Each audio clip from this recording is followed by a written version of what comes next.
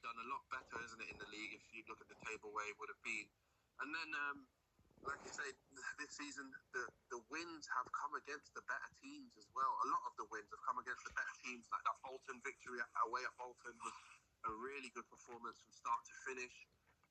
Even there's been a number of games where that's happened, but I think it's just against the teams that you're expected to beat, you don't do so well at.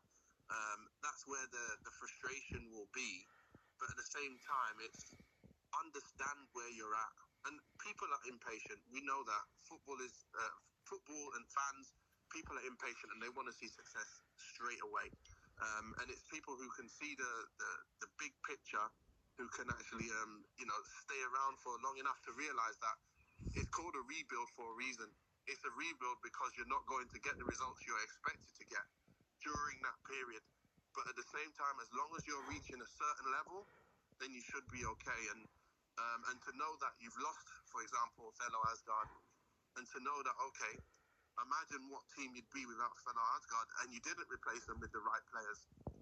That's when you go, okay, right, he's done a bad job there with recruitment. But I think he's actually done a really good job with the recruitment. He likes to bring in skillful players, players with intelligence, wingers that can beat a man. You know, that kind of football which will get bums on seats watching the game.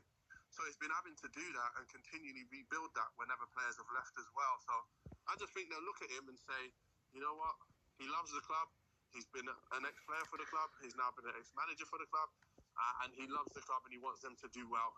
And I'm sure, even though he's just gone, I'm sure he'll be wishing the next manager well. That's former Wigan striker Nathan Ellington on Sean Maloney's sacking. Lots of you have been getting in touch. Richard says, right or wrong, decision's been made. Next decision is the important one. To sack him now, there must be someone lined up, otherwise it'd be daft.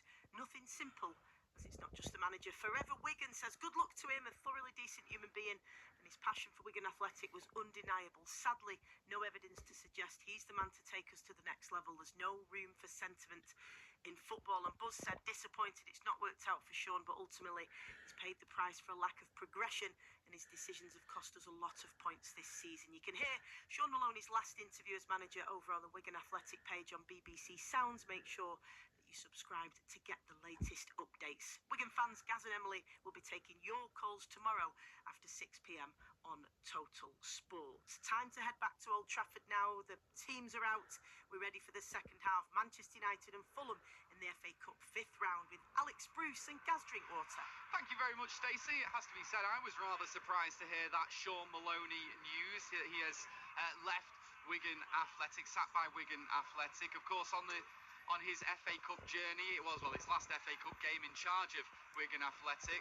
They were beaten by Fulham, who are currently 1-0 up at Old Trafford against Manchester United. 1-0 is the scoreline that they were beaten by on both previous times these two teams have met. They've already played each other twice this season. Both of those occasions, Manchester United 1-0 victors. But they've got a bit of a mountain to climb now, the Reds there. A goal down at half-time thanks to that Calvin Bassey goal at the back post following a corner right before the half-time whistle. Here's Alex Bruce, the former United youngster, with myself, Gaz Drinkwater, on commentary on BBC Radio Manchester.